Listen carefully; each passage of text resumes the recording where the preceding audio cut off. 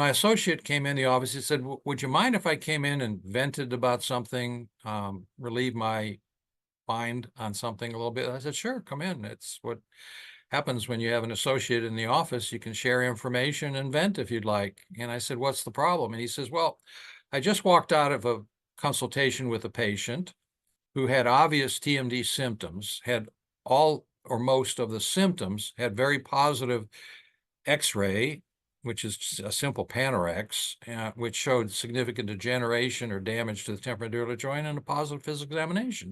He said she had obvious TMD.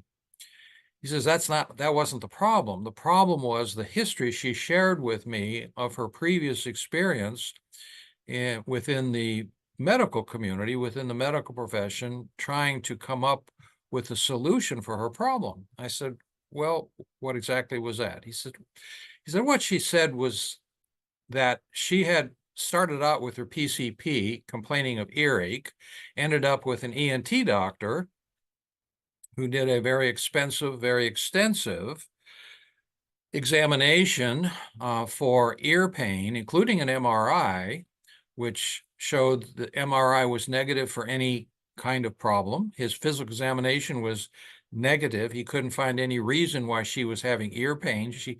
ENT is very able to diagnose ear infections, earaches. And he said, you don't have an ear infection. I see no reason why you should be having ear pain. And our workup shows that there's nothing here that we can hang on to make a diagnosis. And the patient again shared and asked the ENT, ear, nose, and throat otolaryngologist, well, what is available? What possibly could this be other than an ear infection and the differential diagnosis? And his answer was, well, if it's not an ear infection, it's possibly shingles of the ear. Beyond that, it might be Bell's palsy. And the third option is you're just crazy. Told the patient that.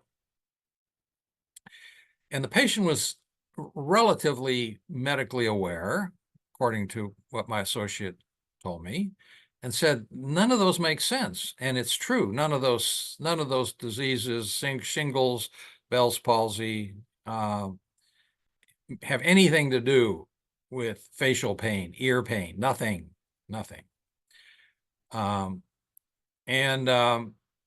She said, none of this makes sense. Ask your dentist if they are a TMJ services provider.